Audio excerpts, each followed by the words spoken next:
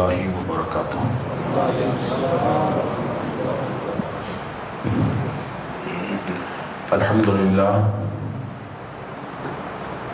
الحمدللہ وکفا وسلام علی عبادہ الذین اصطفیٰ۔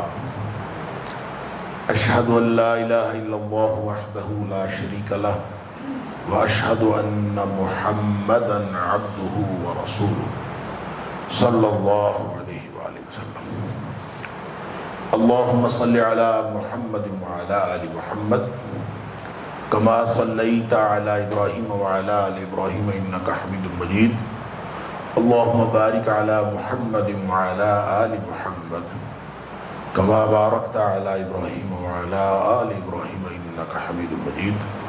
اما بعد فاعوذ باللہ السمیع العلیم من الشیطان الرجیم من ہمزہ ونفخہ ونفثہ۔ بسم اللہ الرحمن الرحیم۔ وَاعْبُدُوا اللَّهَ وَلَا تُشْرِكُوا بِهِ شَيْئًا وَبِالْوَالِدَيْنِ إِحْسَانًا وَبِذِي الْقُرْبَى وَالْيَتَامَى وَالْمَسَاكِينِ والجار ذي القربى والجار الجنب والصاحب بالجنب وابن السبيل وما ملكت أيمانكم إن الله لا يحب من كان مختالا فخورا۔ اور تم سب اللہ کی بندگی کرو اور والدین کے ساتھ احسان کیا کرو، اور تم سب اللہ کی بندگی کرو اور اس کے ساتھ کسی کو کسی بھی طرح شریک نہ ٹھہراؤ۔ والدین کے ساتھ حسن سلوک کیا کرو اور رشتہ داروں کے ساتھ بھی حسن سلوک کرو، یتیموں کے ساتھ، مسکینوں کے ساتھ، اور جو رشتہ دار ہمسایہ ہے اس کے ساتھ بھی حسن سلوک کرو، اور جو اجنبی ہمسایہ ہے اس کے ساتھ بھی حسن سلوک کرو۔ اور اسی طرح جو پہلو کا ساتھی یا رفیق سفر یا رفیق زندگی ہے اس کے ساتھ بھی حسن سلوک کرو، مسافروں کے ساتھ بھی حسن سلوک کرو، اور جو آپ کے ماتحت ہیں اپنے ماتحتوں کے ساتھ بھی حسن سلوک کرو۔ بے شک اللہ تعالیٰ شیخی بگارنے والے اور اکڑنے والے بندے کو پسند نہیں کرتا۔ صدق اللہ العظیم۔ اللہ کریم نے ہم سب کو امتحان کے لیے پیدا کیا ہے، اور یہ امتحان بڑا سخت، بڑا کڑا اور بہت ہی ہماگیر امتحان ہے۔ کوئی لمحہ زندگی ایسا نہیں ہے جس وقت ہم حالت امتحان میں نہ ہوں۔ ہر لمحہ آزمائے جا رہے ہیں، ہر لمحہ امتحان ہو رہا ہے۔ اللہ اکبر۔ نبی اکرم صلی اللہ علیہ وسلم نے فرمایا 3 حالتیں ایسی ہیں جب یہ امتحان نہیں ہو رہا ہوتا۔ رفع الاقلام عن 3، 3 قسم کے لوگ ایسے ہیں جس سے قلم اٹھا لیا جاتا ہے گویا اس کا امتحان نہیں ہو رہا ہوتا۔ ایک تو چھوٹا بچہ جو ابھی بلوغت کو نہیں پہنچا، اس کا امتحان نہیں ہو رہا ہوتا۔ اسی طرح اگر کوئی مجنون ہے جس کا دماغ چل گیا ہے، اس کا امتحان نہیں ہو رہا ہوتا۔ اور تیسرا وہ شخص جو سو گیا ہے، النائم، اس کا امتحان نہیں ہو رہا ہوتا۔ باقی کوئی حالت ایسی نہیں کہ جس وقت ہمارا امتحان نہ ہو رہا، اور ہے اتنا سخت امتحان کہ نبی اکرم صلی اللہ علیہ وسلم نے فرمایا کہ بعض اوقات انسان کوئی ایسا کلمہ زبان سے ادا کرتا ہے جو اللہ کی ناراضگی کا کلمہ ہوتا ہے، اور آدمی کو پرواہ بھی نہیں ہوتی کہ میں نے کیا کہا ہے، بس کہہ دیا۔ لکھنے والا تو تیار بیٹھا ہے، اللہ اکبر، ما یلفظ من قول الا لدیہ رقیب عتید۔ ایک بات جو زبان سے نکلتی ہے لکھنے والا تو فوراً لکھ لیتا ہے، آپ کو پرواہ ہو جائے نا۔ اب وہ اللہ کی ناراضگی کا کلمہ ہوتا ہے تو نبی پاک صلی اللہ علیہ وسلم نے فرمایا اس ایک کلمے کی وجہ سے اللہ تعالیٰ اس کو جہنمی لکھ دیتا، ایک کلمے۔ اسی طرح فرمایا کہ بعض اوقات انسان کی زبان سے کلمہ ادا ہوتا ہے جو اللہ کی خوشنودی کا کلمہ ہوتا ہے، اور انسان کو پرواہ بھی نہیں ہوتی کہ میں نے کیا کہا ہے، لیکن وہ اللہ کی خوشنودی کا کلمہ ہوتا ہے، وہ لکھا جاتا ہے، اللہ کے دربار میں پہنچتا ہے، اللہ تعالیٰ اس ایک کلمے کی وجہ سے اس کو جنتی لکھ دیتا۔ لہٰذا ہر لمحہ میرے اور آپ کے جنت اور جہنم کے فیصلے ہو رہے ہیں، ہر لمحہ یا ہم جنت کے قریب ہو رہے ہیں یا ہم جہنم کے قریب ہو رہے ہیں۔ اس قدر خوفناک یہ صورتحال ہے اور خطرناک صورتحال ہے کہ ذرا سی لغزش جو ہے، ذرا سی لغزش یہ بہت دور ہمیں جا کے پھینک سکتی ہے۔ لہٰذا انتہائی احتیاط کے ساتھ زندگی گزارنے کی ضرورت ہے۔ اور یہ جو احتیاط ہے، یہ اگر کوئی شخص اکیلا ہو، لوگوں کے ساتھ مل جل کر نہ رہ رہا ہو، اکیلا کہیں پہاڑوں کی کسی غار میں جا کے رہ رہا ہو، یا کہیں اس نے کوئی کٹیا بنائی ہوئی ہو جس میں اس کا کسی دوسرے کے ساتھ تعلق ہی نہ ہو، تو یہ نہ مقصود ہے، نہ مطلوب ہے، اور نہ ہی اس شخص کا جو امتحان ہے، ایسا نہیں کہ وہ امتحان میں کامیاب، اس کی کامیابی کے لیے ضروری ہے یا وہ امتحان میں کامیاب ہو جائے گا، اس کی کامیابی کی دلیل بھی نہیں ہے۔ رہنا معاشرے میں ہے اور معاشرے میں رہ کے اس امتحان میں کامیاب ہونا ہے۔ اللہ اکبر۔ درمیان قعر دریا تختہ بندم کردئی، باز می گوید کہ دامن تر مکن ہوشیار باش، کہ مجھے پھٹے سے باندھ کے دریا کے عین درمیان میں پھینک دیا ہے، پھٹے سے باندھ کے درمیان میں پھینک دیا ہے، اور ساتھ حکم یہ دیا ہے کہ اپنا دامن گیلا نہیں ہونے دینا، ہوشیار رہنا ہے۔ پھینکا بھی دریا کے درمیان میں ہے اور ساتھ حکم یہ دیا ہے کہ اپنا دامن گیلا نہیں ہونے دینا۔ یہ ہے ہمارا امتحان، یہ ہے ہمارے امتحان کی نوعیت۔ اور ارسطو نے تو کہا تھا کہ جو انسان ہے یہ سماجی حیوان ہے۔ ہم تو نہیں کہتے کہ یہ حیوان ہے، ہم تو کہتے ہیں انسان اشرف المخلوقات ہے، البتہ معاشرتی فطرت رکھتا ہے۔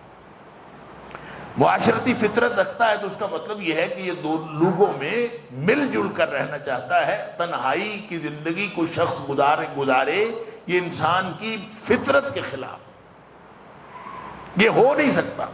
جو لوگ کہتے ہیں میں تنہائی پسند ہوں، یہ فطرت کے خلاف بات کرتے ہیں، وہ تنہائی پسند ہوتے نہیں، اللہ نے فطرت ہی ایسی بنائی۔ ضرورت پڑے یا نہ پڑے انسان کی فطرت ایسی ہے۔ تو اکیلا اگر کسی معاشرے میں یہ کھڑا ہو تو اس کے ارد گرد کتنے رشتے ہیں جو لازمی رشتے ہیں، پھر کتنے ہی تعلقات ہیں جو دائرہ پھیلتا چلا جاتا ہے، اور انسان اس معاشرے میں جہاں کھڑا ہے، عاشرہ یعاشر، معاشرہ کا معنی ہوتا ہے مل جل کر رہنا، جہاں انسان مل جل کر رہتے ہیں اس کو معاشرہ کہتے ہیں۔ لہذا معاشرے میں جب انسان کھڑا ہوتا ہے تو اس کا امتحان صرف اللہ کی طرف نہیں ہو رہا ہوتا، اس کا امتحان بندوں کی طرف بھی ہو رہا ہوتا ہے کہ بندوں کے ساتھ اس کا سلوک کیسا۔ لہذا ایک تو حق ہے اللہ کا کہ اللہ کے حقوق میں کوئی کمی نہ رہ جائے، یہ بھی امتحان کا حصہ ہے، اور اللہ کے بندوں کے حقوق میں کوئی کمی نہ رہ جائے، یہ بھی امتحان کا حصہ ہے۔ اور ہم نے عام طور پر علماء کو یہ کہتے سنا کہ حقوق العباد زیادہ اہم ہیں حقوق اللہ سے، اور یہ بات اس لیے کہی جاتی ہے کہ وہ کہتے ہیں حقوق اللہ تو اللہ معاف کر دے گا، حقوق العباد اللہ نے معاف کوئی نہیں کرنے۔ وہ اس لیے کہتے ہیں، کرنے ہیں کہ نہیں کرنے یہ تو اللہ کا معاملہ ہے، لیکن یہ بات اس قانون کی وجہ سے کہی جاتی ہے کہ اگر کوئی شخص حقوق اللہ تلف کرتا ہے یا اللہ کے حقوق میں کوئی گناہ کرتا ہے تو اس کا معاملہ اللہ کے ساتھ ہے، وہ معافی مانگ لے، اللہ اس کو معاف کر دے، سچی توبہ ہو تو وہ ہو سکتا ہے۔ اس کی 3 شرائط ہیں: ان یقلع عن المعصیہ، وہ گناہ سے باہر آئے، ان یندم علی فعلها، اس کے اوپر ندامت، پریشانی، پشیمانی، پچھتاوا، شرمندگی، اور تیسرا یہ کہ ان یعزم لا یعود علیہا ابدا، یہ عزم کرے، یہ ڈٹرمنیشن کرے کہ وہ واپس کبھی بھی اس گناہ کی طرف نہیں جائے گا۔ یہ 3 باتیں اگر اس نے کر لی تو اللہ کا حق جو اس نے، کوئی بھی اللہ کا حق ہے اس نے مارا ہے، وہ معاف ہو جائے گا۔ لیکن حقوق العباد میں سے کوئی اگر حق ہے تو وہ اس میں چوتھی شرط اور بھی شامل ہو جاتی ہے کہ جس کا حق مارا ہے اس کا حق واپس کرے، تلافی کرے، اور اگر تلافی نہیں کر سکتا تو معافی مانگے، اور جب تک اس بندے سے معافی نہ مانگے اللہ تعالیٰ اس باقی 3 شرائط ہونے کے باوجود حقوق العباد جو ہیں وہ معاف نہیں ہوتے۔ اس لیے علماء کا خیال ہے کہ حقوق العباد جو ہیں وہ زیادہ اہم ہیں، حقوق اللہ جو ہیں وہ کم اہم ہیں۔ یہ سٹیٹمنٹ جو ہے میرے خیال میں درست نہیں ہے، یہ کہنا ٹھیک نہیں کہ حقوق اللہ کم اہم ہے، حقوق العباد زیادہ اہم، یہ درست نہیں۔ جتنے اہم حقوق العباد ہیں اتنے ہی اہم حقوق اللہ ہیں، بلکہ پہلے اللہ کا حق ہے، بندوں کا حق بعد میں۔ اور اگر اس کو معنویت اور مقصدیت کے اعتبار سے دیکھیں تو حقوق اللہ اور حقوق العباد میں فرق ہے ہی نہیں۔ کیوں؟ اس لیے کہ جو حقوق العباد ہیں، بندوں کے جو حقوق ہیں، یہ کس نے متعین کیے ہیں؟ اللہ نے۔ اور اس کا مقصد کیا ہے؟ اللہ کو راضی کرنا۔ جب نمازیں، روزے اور صدقہ خیرات کا مقصد بھی اللہ کو راضی کرنا ہے، اور حقوق العباد کا ماں باپ کی خدمت کرنا، بہن بھائیوں کی خدمت کرنا، چھوٹوں پہ شفقت کرنا، بڑوں کی عزت کرنا، اگر یہ بھی سب کا مقصد اللہ کو راضی کرنا ہے تو پھر معنویت اور مقصدیت کے اعتبار سے حقوق العباد اور حقوق اللہ میں کیا فرق ہے؟ پھر تو ایک ہی ہے۔ یہ فرق ہمیں اصل میں تب لگا جب ہم نے بنیادی انسانی حقوق کا نعرہ سنا، بیسک ہیومن رائٹس۔ اور جو بیسک ہیومن رائٹس ہیں ان کا نعرہ جب لگا مغرب سے تو ہم نے یہ کہا، جب ہم نے سنا تو پھر ہم نے یہ کہا، جب میں ہم کہتا ہوں تو ہم سارے ہی ہیں بطور امت مسلمہ، میں بھی اس میں شامل ہوں، کہا میں نے ہو یا کسی اور نے کہا ہو۔ ہم نے یہ کہا کہ جس بنیادی انسانی حقوق کی بات آج تم کر رہے ہو، ان انسانی حقوق کا جو اظہار اور اس کا جو اعتبار ہے وہ نبی اکرم صلی اللہ علیہ وآلہ وسلم 1400 سال پہلے کر چکے۔ تمہارا تو میگنا کارٹا 1215 میں آیا ہے۔ تمہارے ہاں تو اگر آپ امریکہ کی بات کریں تو ادھر جو خاتون کو ووٹ کا حق ہے تو 1920 کو ملا ہے۔ تو ہم جن حقوق کی بات کرتے ہیں، ہم جب جن حقوق کی بات کرتے ہیں، نبی اکرم صلی اللہ علیہ وآلہ وسلم نے اس دور میں عورت سے ووٹ لیا تھا، عورت سے رائے لی تھی، عورت سے مشورہ لیا تھا۔ جب صلح حدیبیہ کے موقع پر نبی اکرم صلی اللہ علیہ وآلہ وسلم کے حکم پر لوگوں نے جانور ذبح نہیں کیے، آپ نے فرمایا جانور ذبح کر لو، کوئی بھی نہیں اٹھا۔ نبی پاک صلی اللہ علیہ وسلم پریشان ہوئے، اپنی زوجہ محترمہ حضرت ام سلمہ رضی اللہ تعالی عنہ سے مشورہ کیا کہ یہ میرے وضو کا پانی نیچے نہیں گرنے دیتے، یہ آج میرا حکم ہی نہیں مان رہے۔ انہوں نے مشورہ دیا، یہ بیچارے دل گرفتہ ہے، اور دل گرفتگی کی وجہ سے ان کو سمجھ نہیں آ رہی۔ آپ ایسا کریں، آپ خود جو ہے وہ ذبح کرنا شروع کر دیں، یہ آپ کو دیکھیں گے تو اٹھ پڑیں۔ نبی پاک صلی اللہ علیہ وسلم نے عورت سے مشورہ کیا بھی، اس پر عمل بھی کیا۔ لہذا جن لوگوں نے ووٹ کا حق 1920 میں دیا، ہم کہتے ہیں کہ ہم نے تو عورت کو رائے شماری کا اور ووٹ کا حق جو ہے نبی اکرم صلی اللہ علیہ وسلم 1500 سال پہلے دے دی۔ اللہ کرے یہ نقطہ میری سمجھ میں اور آپ سب کی سمجھ میں آ جائے جو میں عرض کرنے جا رہا ہوں۔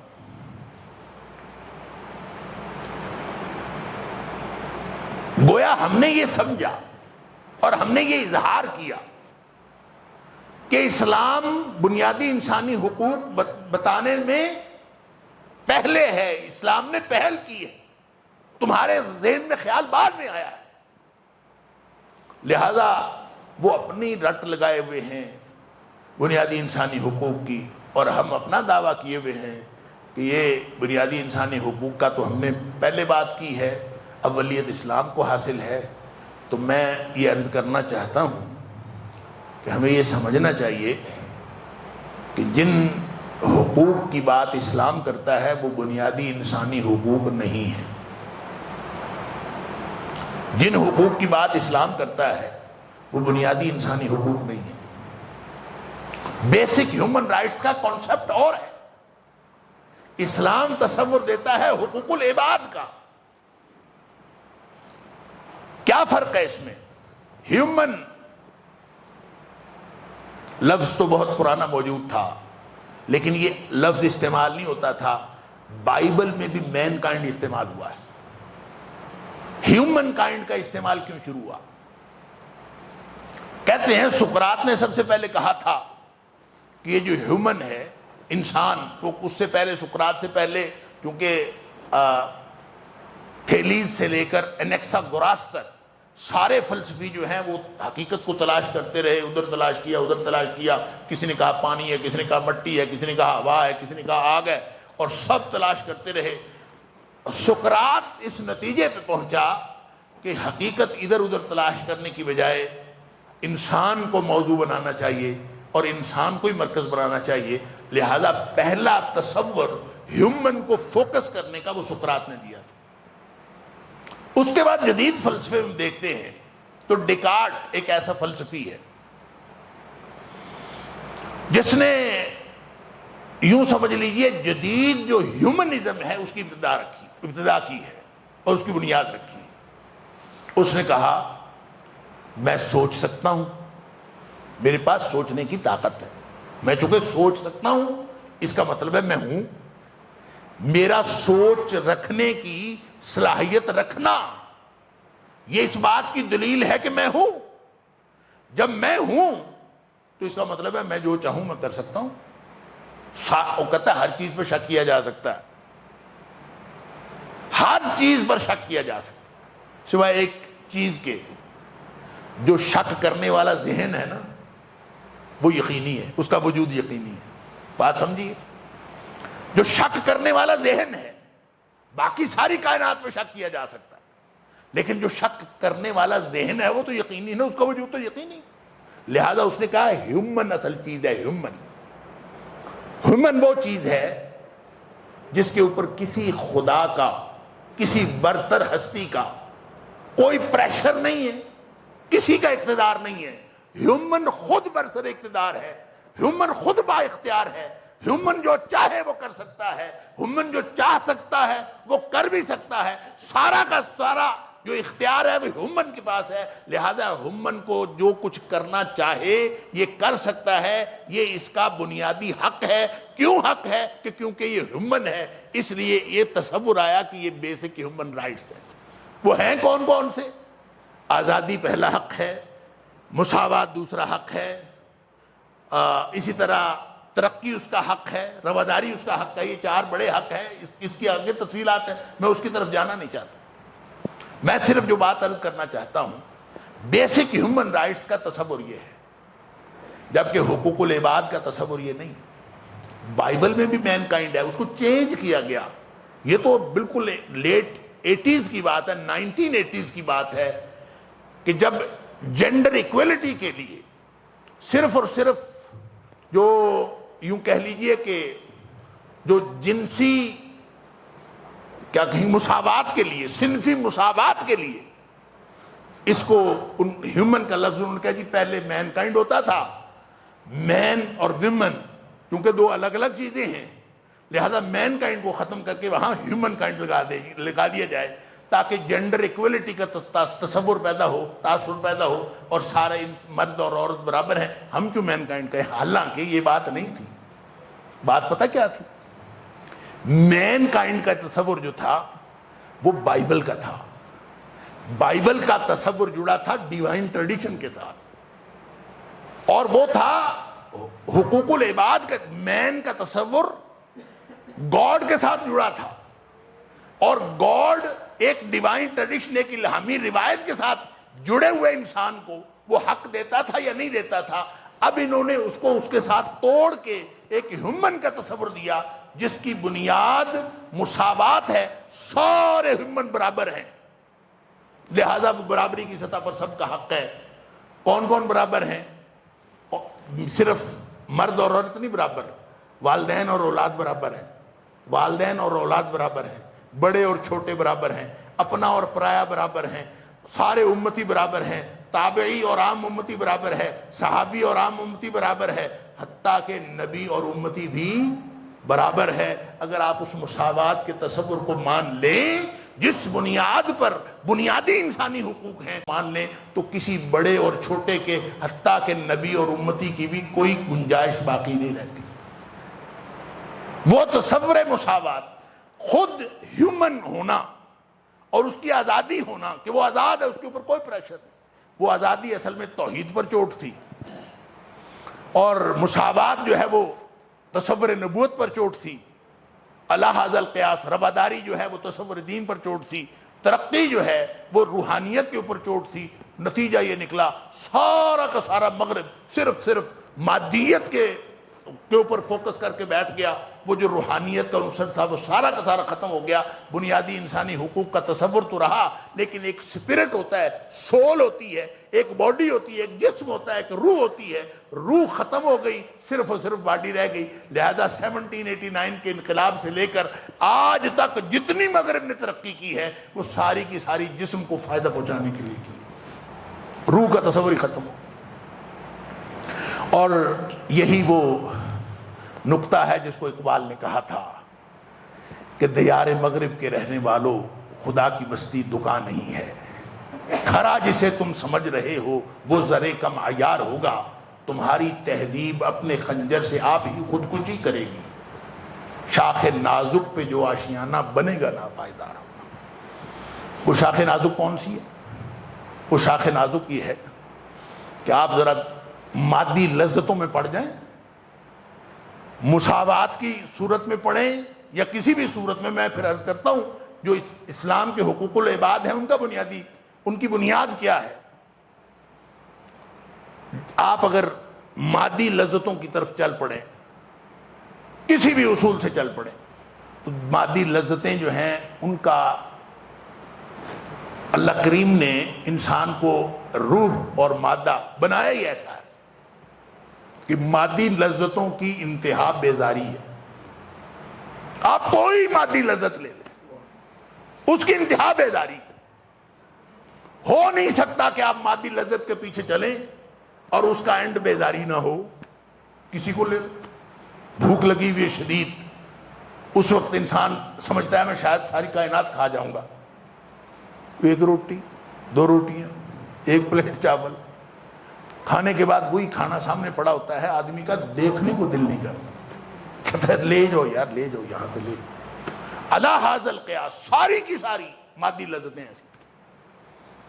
اللہ اکبر، شاخ نازک پہ جو آشیانہ بنے گا نہ پائے، لذت ختم۔ اگر انسان دنیا کی الٹیمیٹ لذت حاصل کر لے، مادی لذتوں میں سے الٹیمیٹ لذت حاصل کر لے، واٹ نیکسٹ؟ اس کے بعد کیا ہے؟ وہ نا ایک پنجابی کا کوئی کلپ، ویڈیو کلپ تھا، چھوٹا سا وائرل ہوا تھا کچھ سال 2 سال پہلے، ہو سکتا ہے آپ نے دیکھا ہو، تھا تو ایسے مزاحیہ لیکن اس کے اندر بڑی وزڈم تھی۔ وہ ایک آدمی جو ہے وہ نوجوان پرالی پہ سویا ہوتا ہے، پرالی پتہ نہیں آپ جانتے ہیں کہ چاولوں کا جو بھوسا ہوتا ہے نا اس کو پرالی کہتے ہیں، تو وہ پرالی پہ سویا، جو پرالی پہ سویا نہیں نا اس کو نہیں پتا پرالی پہ سونے کا کیا مزہ ہوتا ہے اور کس قدر وہ زبردست قسم کا ایک فلیکسیبل بیڈ ہوتا ہے۔ تو بہرحال وہ پرالی پہ سویا ہوا ہے اور دوسرا آدمی جو تھوڑا سا ایجڈ ہے وہ پانی لگا کے، اپنے کھیتوں کو پانی لگا کے وہ کہیں آ کے ریلیکس کر کے بیٹھتا ہے اور بیٹھتے ہوئے اس کو آواز دیتا ہے، او فلانے، جو بھی اس کا نام ہوتا ہے اس کو آواز دیتا ہے پنجابی میں، اس کو کہتا ہے اٹھ جا، کوئی کام شم کر لیا کر۔ اب وہ آگے سے یوں آنکھیں ملتا ہوا اٹھتا ہے، اٹھ کے وہ پوچھتا ہے اچھا میں کام شم کر لیا کروں گا تو کی ہوگا؟ وہ کہندا ہے پھر تو کام شم کریں گے کوئی 4 پیسے تے کو آ جان گے۔ ان کا چل آ گئے پھر کی ہو؟ وہ کہندا ہے پھر تیرے کو پیسے آ جان گے، پھر کاروبار تھوڑے بڑا کر لیں۔ ان کا بڑا کر لیا پھر کی ہو؟ ان کا پھر شہر ٹر جائیں، اتنے جا کے بڑا کاروبار کر لیں۔ ان کا میں ٹر گیا شہر اتنے جا کے بڑا کاروبار کر لیا پھر کی ہو. ان کا پھر وڈی ساری کوٹھی بنائی اتنے. ان کا بنا لئی پھر کی ہو. ان کا وڈی ساری کار لے لی. ان کا لے لئی پھر کی ہو. ان کا پھر اچے کار تیری شادی ہوگی اتنے شادی کر لی. ان کا کر لی پھر کی ہو. کہندا پھر آرام نال سومی. ان کا مرے میں آرام نال ہی ستا.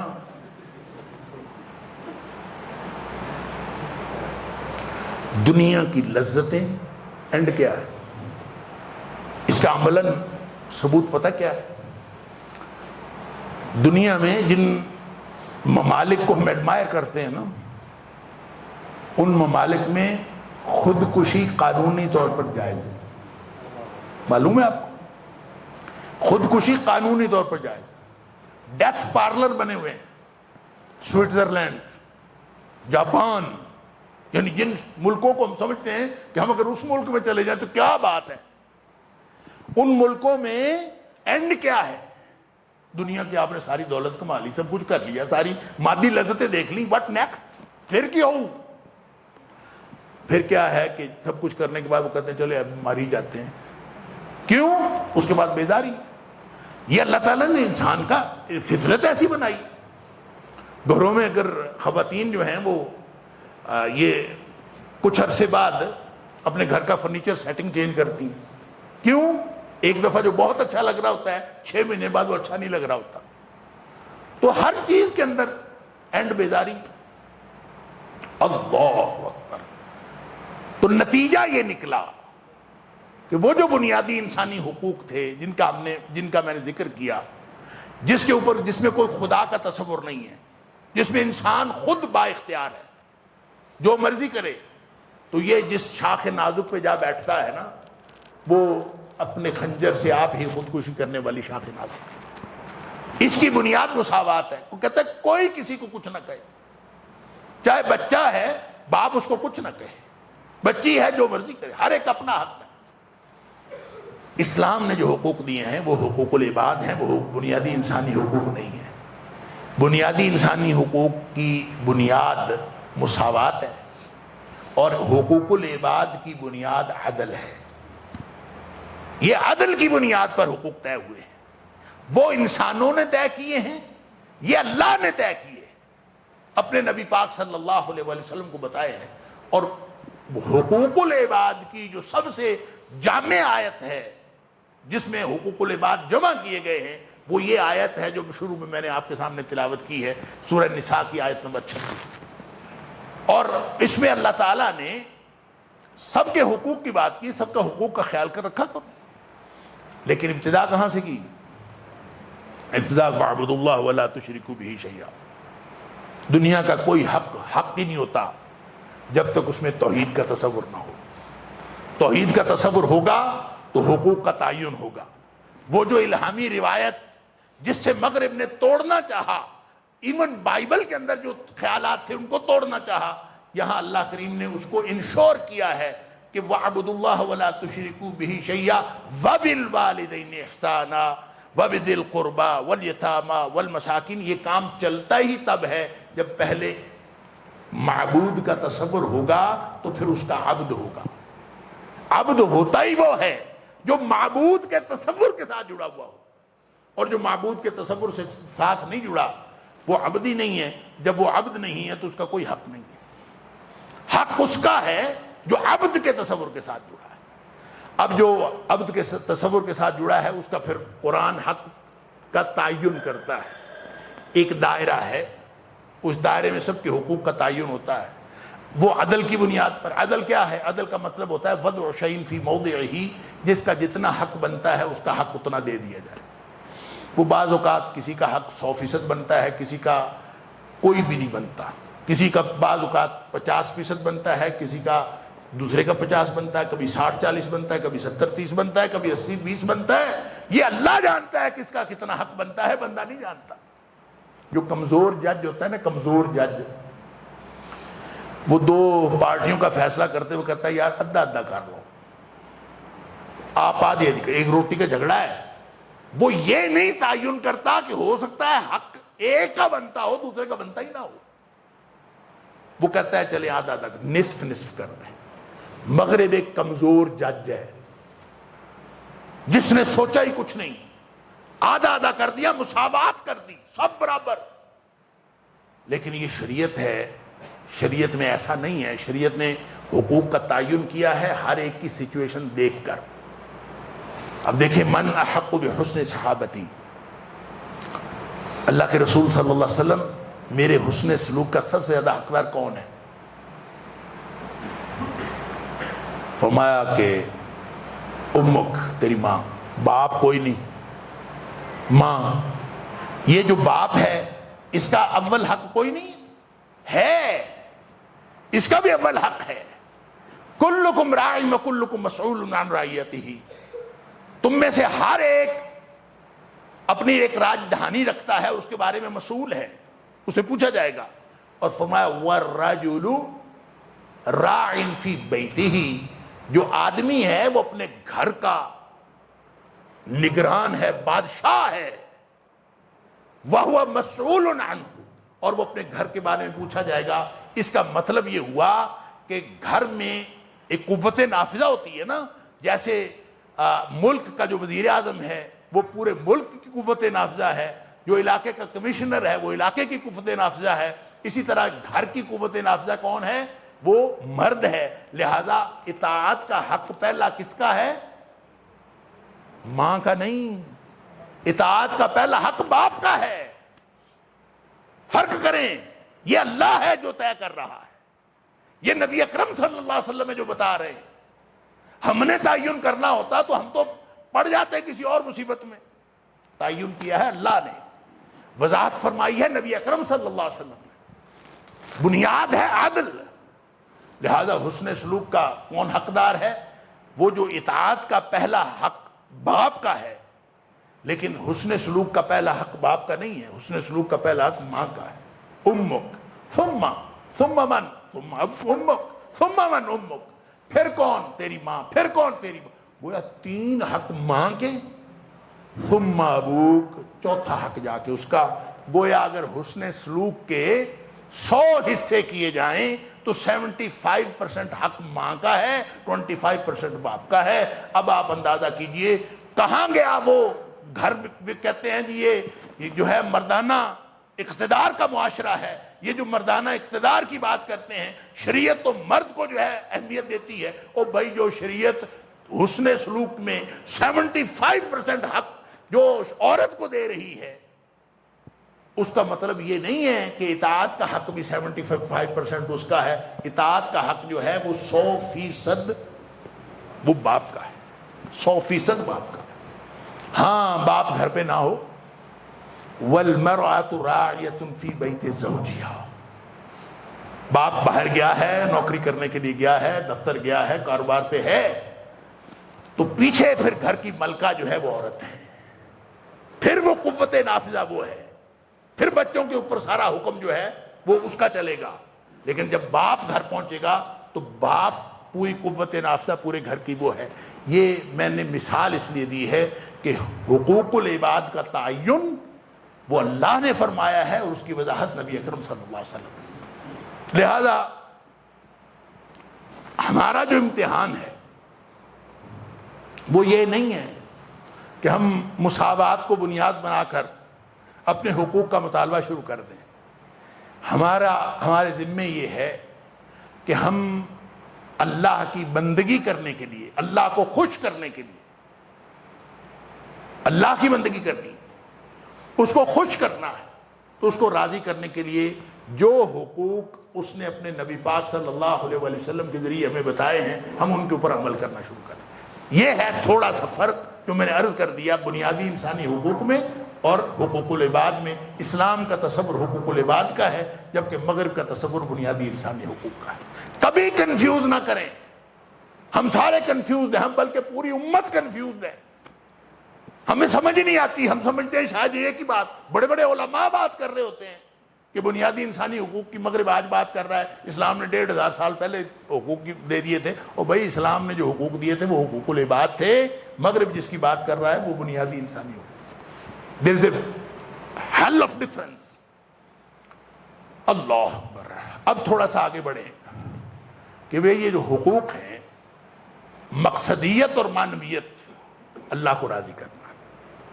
لہذا ایک طرف عبد ہے، ایک طرف معبود ہے.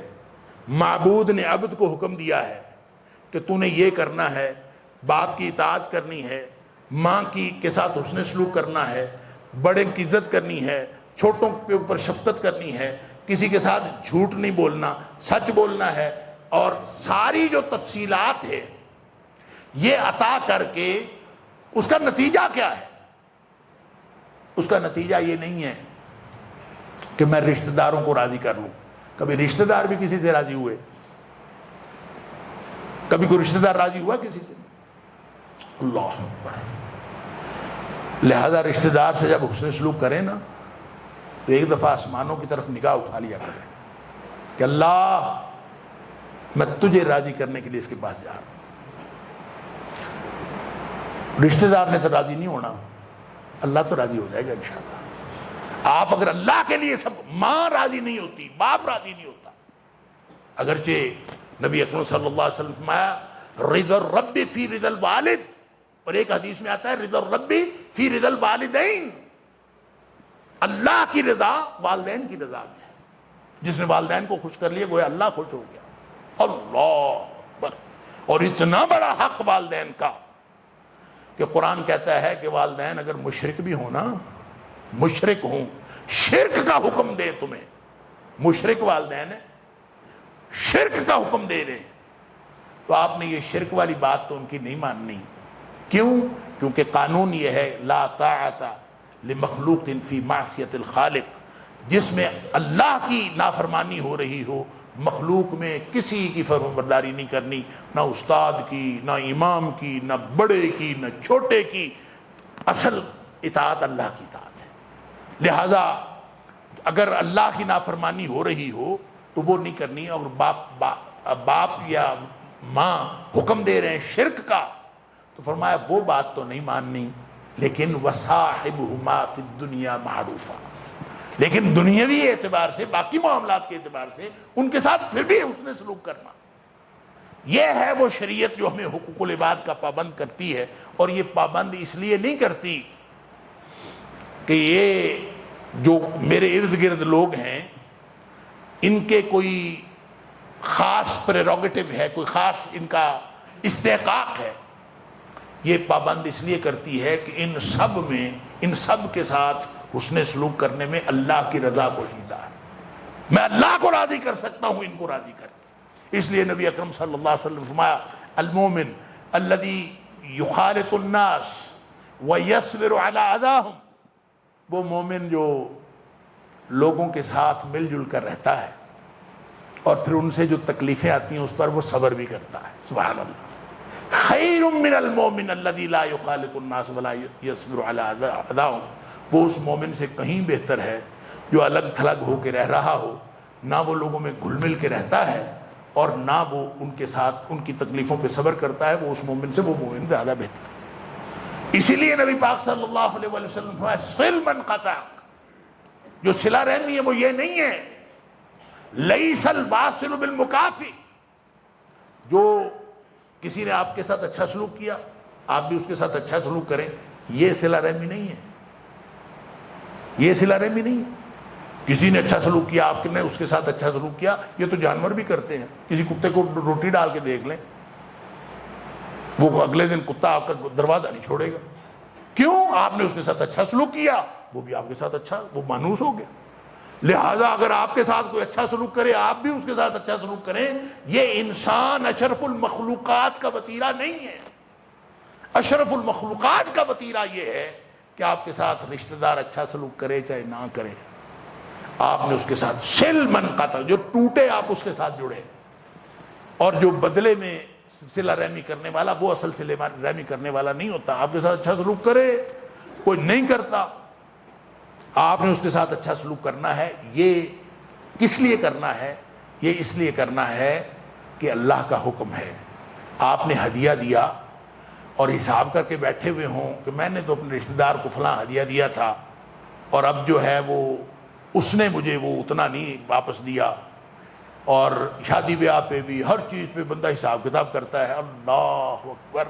اللہ تعالیٰ فرما رہا ہے ایتاء ذی القربا، ایتاء ذی القربا، اس کا کیا معنی ہے؟ رشتہ داروں کو دیتے جانا، دیتے جانا۔ یہ ون وے ٹریفک ہے، یہ ٹو وے نہیں ہے، ون وے ہے، بس آپ کی طرف سے جاتا جائے، یہ حساب نہ ہو کہ ادھر سے کیا آتا ہے۔ کیوں؟ اس میں اللہ کی رضا ہے۔ اور یتیم ہے، کوئی مسکین ہے، کوئی اجنبی ہمسایہ ہے، کوئی رشتہ دار ہمسایہ ہے، کوئی ساتھ بیٹھنے والا، آپ بس میں بیٹھے ہیں، آپ کے ساتھ بیٹھا ہے، اس کا بھی حق ہے۔ اور یہ حقوق متعین کس نے کیے ہیں؟ اس نے۔ آپ کے ساتھ انتہائی ناگوار آدمی بیٹھ سکتا ہے، انتہائی ناگوار آدمی بیٹھا ہوا ہو۔ اچھا پھر ہمسایہ چاہے اجنبی ہے، اس کی الگ کیٹیگری ہے، رشتہ دار ہے، اس کی الگ کیٹیگری ہے۔ اس کا مطلب ہے کہ ہمسایہ، یہ جو اسلام جب آیا تھا نا، تو اسلام جس معاشرے کے اندر آیا تھا وہ ملٹی کلچرل معاشرہ تھا۔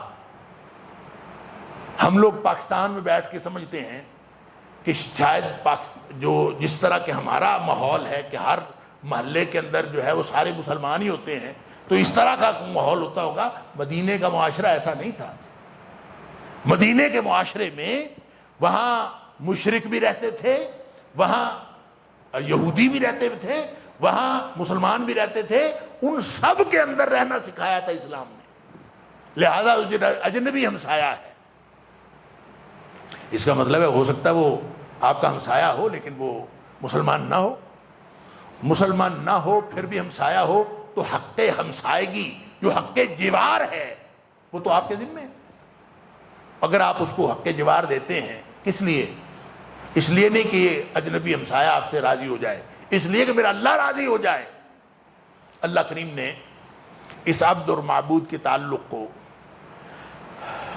یوں سمجھایا۔ نبی پاک صلی اللہ علیہ وسلم فرماتے ہیں جبریل جب بھی آتے تھے نا، ما زال جبریل یوصینی بالجار حتی ظننت انہ سیورثہ، جبریل بار بار آتے ہمسائے کے حقوق کی تاکید کرتے، بار بار آتے ہمسائے کے حقوق کی تاکید کرتے۔ کہتے ہیں اتنی دفعہ مجھے تاکید کی ہمسائے کے حقوق کی کہ مجھے یہ لگا کہ اگلی دفعہ اس نے آنا ہے تو اس نے آ کے کہنا ہے کہ یہ وراثت میں بھی حصے دار ہوگا، ہمسایہ وراثت میں بھی حصے دار ہو جائے گا، اتنی تاکید کی۔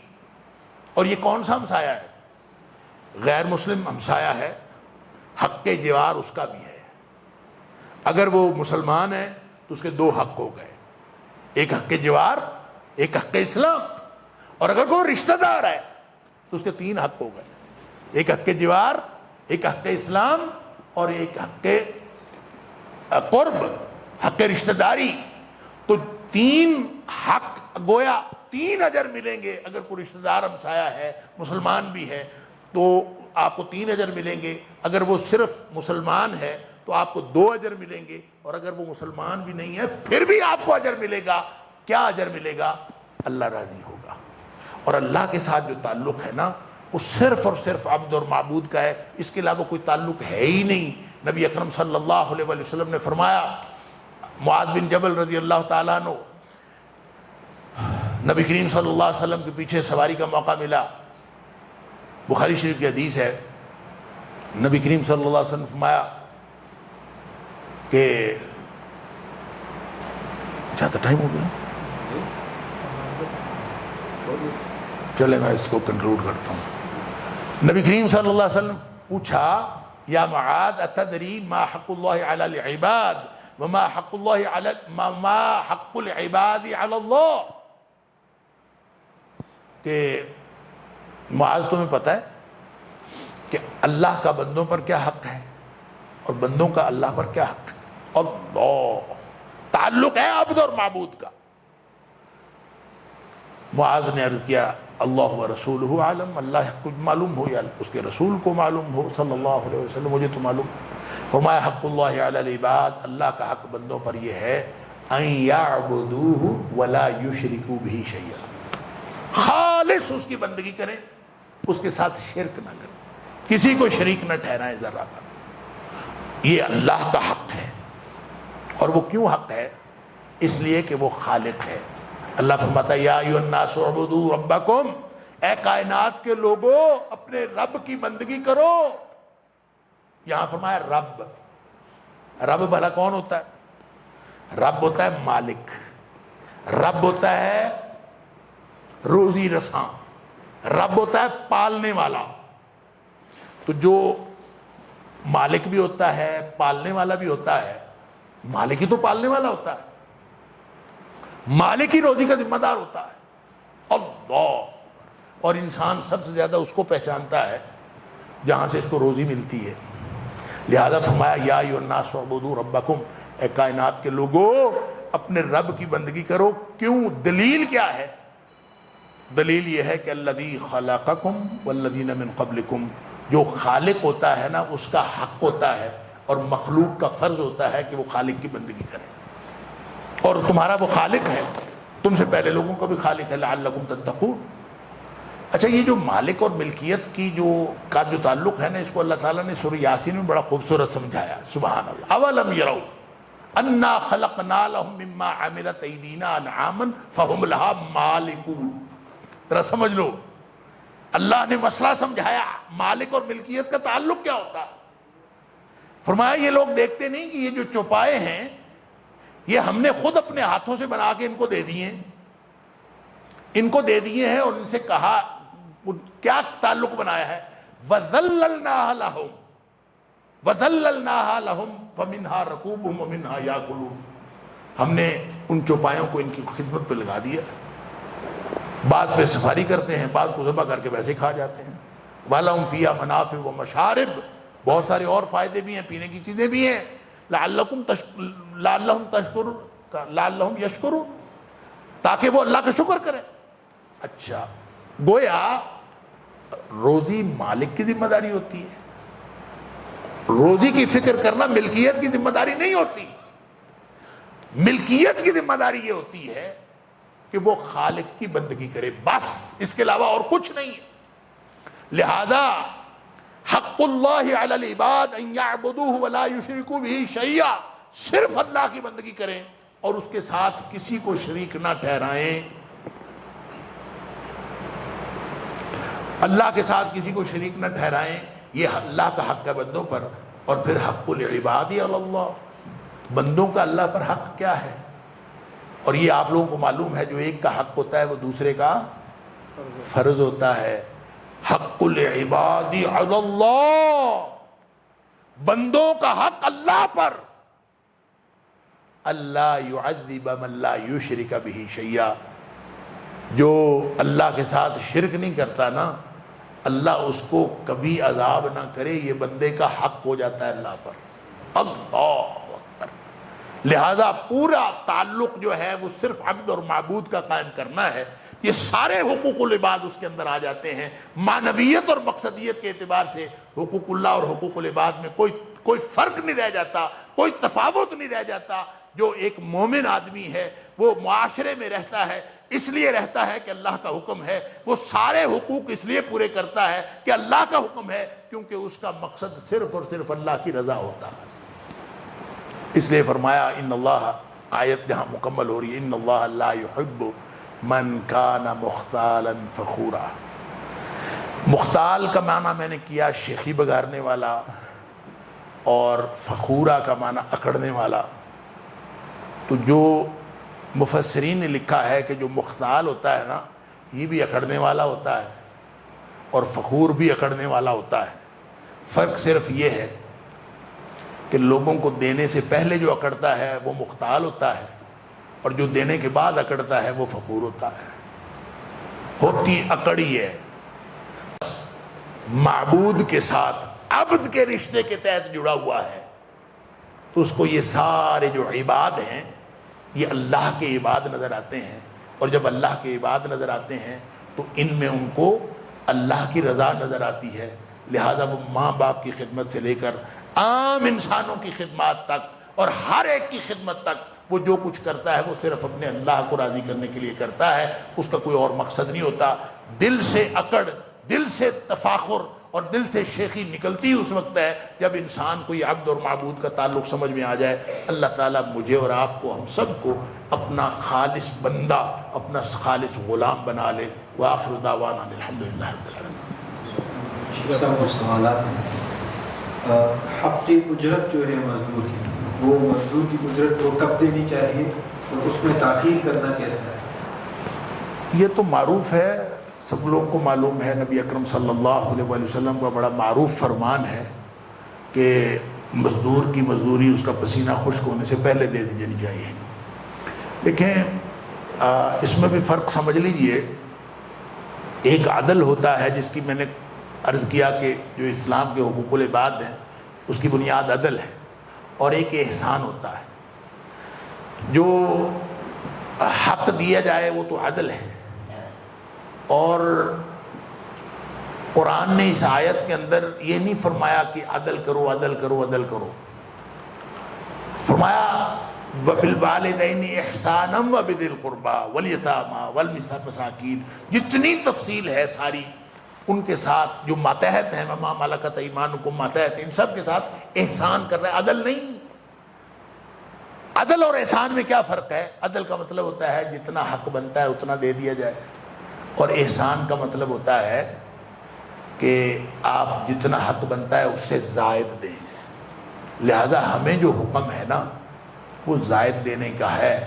سورہ بقرہ کے اندر بھی اللہ تعالیٰ نے فرمایا کہ جو آپس میں ایک دوسرے کے اوپر مہربانی کرنا نہ بھولو، آپس میں ایک دوسرے کے اوپر مہربانی کرنا نہ، معاشرتی معاملات میں ایک دوسرے پر مہربانی کرنا نہ بھولو۔ اس کا ترجمہ میں یہ کرتا ہوں، دینے کے لیے ہمیشہ درجن 11 کی ہونی، درجن 13 کی ہونی چاہیے، لینے کے لیے ہمیشہ 11 کی ہونی چاہیے۔ اگر آپ یہ رکھیں گے نا، تول اس طرح کا رکھیں گے، دینے کا تول اور ہے اور وہ زیادہ کریں، اور لینے کا کم کریں، تو یہ ہے کہ آپ جو ہے لا تنسفوا الفضل بینکم، آپس میں ایک دوسرے کے اوپر مہربانی کرنا نہ بھولو۔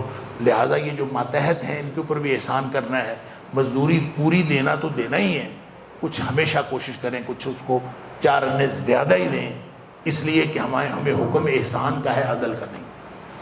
دوسرا سوال ہے شیخ صاحب، ملاوی کے جو لوگ ہیں جس میں مسلمان بھی ہیں غیر مسلم بھی ہیں، ان کا ہمارے اوپر کیا حق ہے؟ دیکھیں جو تو ہمسائے ہیں، ہمسائے کا حق ہے، جو بھی ہمسایہ ہے آپ کا، اور یہاں پہ میں سمجھتا ہوں کہ وہ حکم نبی پاک صلی اللہ علیہ وآلہ وسلم کا سب سے زیادہ امپلیمنٹ ہوتا ہے ملٹی کلچرل معاشرے کے اندر، جس میں نبی پاک صلی اللہ علیہ وسلم فرمایا کہ وہ شخص مومن ہو ہی نہیں سکتا جس کا ہمسایہ بھوکا سو جائے اور وہ خود پیٹ بھر کے سو جائے، تو وہ مومن نہیں ہو سکتا۔ تو ہمیں جو ہمارے معاشرے ہیں جہاں سارے مسلمان رہتے ہیں وہاں تو ایک دوسرے کی خبر ہوتی ہے، تو جو بے خبری ہوتی ہے وہ تو ملٹی کلچرل معاشروں میں ہوتی ہے کہ پڑوسی کا پتہ ہی نہیں ہوتا، وہ جو بھی ہے، وہ بھوکا ہے، وہ پیٹ بھر کے سویا ہے، وہ کیسا ہے، اس کے حالات کیا ہیں، آدمی اس کا خیال نہیں رکھتا۔ تو وہ ایسے معاشروں کے اندر اس کا خیال رکھنا بہت زیادہ ضروری ہے۔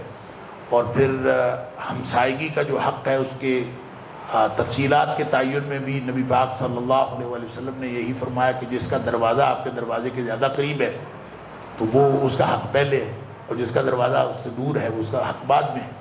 تو میرے خیال میں یہاں جو صرف ملاوی کی بات نہیں ہے، جہاں بھی جتنے بھی ملٹی کلچرل معاشرے ہیں ان معاشروں کے اندر نبی پاک صلی اللہ علیہ وسلم نے جو ہمسائے کا حق بتایا اس کے امپلیمنٹیشن کے، اور اس کے یعنی ٹرو سینس میں، ٹرو اسپرٹ میں امپلیمنٹیشن کے زیادہ مواقع ہیں، اور شاید ہمارے معاشروں میں اتنی ضرورت نہیں ہے، ادھر بھی ضرورت ہے لیکن یہاں اس معاشرے میں زیادہ ضرورت ہے۔ ایک اور سوال ہے شیخ صاحب، لوگوں کو کھانا دینا افضل ہے یا کسی غریب بچے کی ایجوکیشن پر خرچ کرنا، ان دونوں میں زیادہ افضل کون؟ نہیں، یہ ضرورت کی بات ہے، یہ ہم ایسے نہیں کہہ سکتے کہ دیکھیں آپ، یہ تو ایسا ہی سوال ہے کہ آپ کہیں زکوٰۃ دینا زیادہ افضل ہے یا حج کرنا۔ حج کرنا اپنی جگہ پہ ہے، زکوٰۃ دینا اپنی جگہ پہ ہے، کسی کو کھانا کھلانا یہ اپنی جگہ پہ افضل ہے، اور کسی دوسرا کیا تھا، غریب بچے کی ایجوکیشن، غریب بچے کی ایجوکیشن پہ خرچ کرنا یہ ایک اپنی جگہ پہ ہے۔ تو جس طرح کی جیسی ضرورت ہے اس ضرورت کے تحت اس کو خرچ کرنا چاہیے، اس میں ہم دونوں کو کمپیریزن نہیں کر سکتے۔ ایسا نہیں ہے کہ ایک دوسرے کو کمپیئر کر کے تو ایک کو دوسرے پر ترجیح دی جائے، کہ اس طرح کے اعمال ہیں نہیں، اس کی اپنی ضرورت ہے، اس کی اپنی ضرورت ہے۔ کو سوال ہے اگر مسجد میں نہ آ سکے تو کیا دکان گھر میں نماز پڑھ سکتے ہیں؟ دکان یا گھر میں نماز پڑھ سکتے ہیں؟ دیکھیں جی، جو مومن ہے نا، مومن مرد، اس کی نماز تو ہوتی ہی مسجد میں ہے. اور ایک موقع پر نبی پاک صلی اللہ علیہ وسلم یہ بھی فرمایا تھا، لا صلاۃ لجار المسجد الا فی المسجد. مومن کی نماز جو خاص طور پہ مسجد کا ہمسایہ ہو اس کی گھر میں ہوتی ہی نہیں، الا فی المسجد، سوائے اس کے کہ مسجد میں. لیکن یہ ایک خاص موقع کا حکم ہے، یہ ایک جنرلائزڈ حکم نہیں ہے. اور پھر جنرلائزڈ حکم یہ ہے کہ ہر صورت میں مسجد میں آنا چاہیے. لیکن خود نبی پاک صلی اللہ علیہ وسلم ایک دفعہ کہیں تشریف لے گئے تھے اور واپس آئے تو آنے سے پہلے جماعت ہو گئی تھی، اور نبی پاک صلی اللہ علیہ وسلم گھر تشریف لے گئے اور اپنے گھر میں بچوں اور عورتوں کو ساتھ ملا کے جماعت کرائی اور آپ نے گھر میں نماز پڑھی. تو اس کا مطلب ہے وہ جو حدیث ہے لا صلاۃ لجار المسجد الا فی المسجد، یہ جنرلائزڈ حکم نہیں ہے. تو نماز گھر میں ہو جاتی ہے بامر مجبوری. تو اسی طرح اگر کوئی شخص دکان پہ ہے اس کو بھی مسجد میں آنے کا اہتمام کرنا چاہیے. لیکن اگر کبھی پڑھنی پڑ جائے کسی مجبوری کی وجہ سے تو اس کی نماز ہو جاتی ہے. یہ کہنا کہ وہاں نماز ہوتی ہی نہیں یہ درست نہیں ہے. نماز ہو جاتی ہے لیکن یہ معمول نہیں بنایا جا سکتا. معمول جو ہے وہ مردوں کی نماز مسجد میں ہی ہے اور اسی کا اہتمام کرنا چاہیے. البتہ کسی مجبوری کے تحت کہیں نماز ہو جائے تو کئی وقت ہو جائے، پڑھنی پڑ جائے تو کوئی حرج نہیں. جس طرح بتایا گیا کہ اور ہے بھی والدین کا حق، کبھی کبھار یہ ہوتا ہے کہ کبھی والدین جو ہے بیماری کی وجہ سے یا ذہنی دباؤ کی وجہ سے ایک ضد پہ اٹک جاتے ہیں اور باقی بچوں سے یا ان بچوں میں سے ایک سے وہ بات نہیں کرنا چاہتے، تو اس بچے کے دل میں خوف ہوتا ہے کہ کبھی ان کی وجہ سے اللہ جو ہے میرا جو ہے ثواب جو ہے جتنا اعمال ہے وہ ضائع نہ کر دے. ایسے واقعات میں وہ بچہ کیا کرے؟ بچہ والدین کے ساتھ ہمیشہ اس نے سلوک کرے. کوئی گنجائش نہیں. والدین کی طبیعت ٹھیک نہ ہو، والدین غصے میں ہوں، والدین مزاج کے بگڑے ہوئے ہوں، والدین جیسے مرضی ہوں، اگر کسی کو بوڑھے والدین مل گئے نا، وہ تو سمجھے جنت کا ٹکٹ مل گیا ہے. یہ جنت کا ٹکٹ ہے. اور یہ جو فرمایا ہے نا فلا تقل لہما اف ولا تقل لہما اف، اف بھی نہیں کہنا. اس کا مطلب یہ ہے ناگواری کا جو ادنا ترین جیسچر ہو سکتا ہے نا، ادنا ترین، وہ یہی ہے کہ آپ منہ بنا کے کہیں یہ بھی نہیں کہا جا سکتا. یہ بھی گناہ ہے والدین کو یہ کہنا. اور وہ وَقُلْ لَهُمَا قَوْلًا كَرِيمًا، ہمیشہ اچھی بات کرنی ہے والدین کے ساتھ. اور پھر قرآن کہتا ہے وَخْفِضْ لَهُمَا جَنَاحَ الذُّلِّ مِنَ الرَّحْمَةِ، ان کے لیے ہمیشہ خدمت کا بازو رحمت کے جذبات کے ساتھ جھکا کے رکھو. یعنی آپ نے کھڑے لہجے میں بھی ان سے بات نہیں کرنی. آپ نے ان کے ساتھ سپاٹ لہجے میں جا کے ہاں جی ابا جی کیا بات ہے حکم فرمائیں، یہ بھی نہیں کرنا. من الرحمہ، یوں جا کے بات کریں جیسے والدین کو یہ ہو کہ یہ ہماری خدمت کر کے یہ خوش ہوتا ہے، اس کو خوشی ہوتی ہے، یہ جذبات ہوں. میرے والد صاحب فرمایا کرتے تھے کہ ایک آدمی جو ہے وہ ان کے دور کا کوئی بزرگ تھا، ان کے والدین جب بلاتے تھے نا تو وہ یوں کندھے نیچے کر کے دوڑ کے یہ نیچے جھک کے نا یوں جھک کے جا کے والدین سے کہتے تھے جی ابا جی کیا بات ہے، یوں جھکا، جی امی جی کیا بات ہے. وہ کسی نے کہا حضرت یہ کیا کرتے ہیں؟ انہوں نے کہا قرآن نے کہا ہے وَخْفِضْ لَهُمَا جَنَاحَ الذُّلِّ مِنَ الرَّحْمَةِ، کہ خدمت کا بازو رحمت کے جذبات کے ساتھ جھکا کے والدین کے پاس جانا ہے. تو میں اس لیے جھکا کے جاتا ہوں. جھکانے کا مطلب تو یہ ہے خدمت کرنی ہے رحمت کے جذبات کے ساتھ. لہذا والدین بگڑے ہوئے ہوں، مزاج بگڑا ہوا ہو، اور خاص طور پہ بیماری میں والدین کا مزاج بگڑ جاتا ہے، ذرہ بھر بھی ناگواری کی گنجائش نہیں ہے اولاد کے پاس. ہوتا کون ہے والدین کے ساتھ ناگواری کرنے والا؟ حیثیت کیا ہے اس کی؟ پیدا اس کو اللہ نے کیا ہے، حق والدین کا اللہ نے بنایا ہے. لہذا یہ والدین کے ساتھ وہ پوچھا تھا نا کسی نے کہ میرے بچے بھی ہیں، میرا باپ مجھ سے حصہ مانگتا ہے، تو نبی پاک صلی اللہ علیہ وسلم کیا فرمایا تھا؟ اس کی ایک قرات تو یہ ہے انت و مالک لابیک، کہ تو حصہ پوچھتا ہے، تو خود تیرے باپ کی ملکیت ہے، تو خود بھی اور تیرا مال بھی سب تیرے باپ کی ملکیت ہے. اور اس کی دوسری قرات یہ ہے انت وما لکا لابیکا، تو اور تیرا جو کچھ بھی ہے سب کچھ تیرے باپ کا ہے، یعنی تیرا مال بھی، تیری اولاد بھی، تیرا گھر بھی، تیری ہر چیز تیرے باپ کا، تو ہے کیا، تیری حیثیت کیا ہے؟ لہذا کوئی ذرا بھر بھی گنجائش نہیں ہے اس بہانے کی کہ والدین کا مزاج ٹھیک نہیں ہے جی، میں اس لیے وہ بگڑے ہوئے ہیں جی، اس لیے میں اس سے ان کے ساتھ حسن سلوک نہیں کرتا، نہ، کوئی قطعاً کسی قسم کی کوئی گنجائش نہیں۔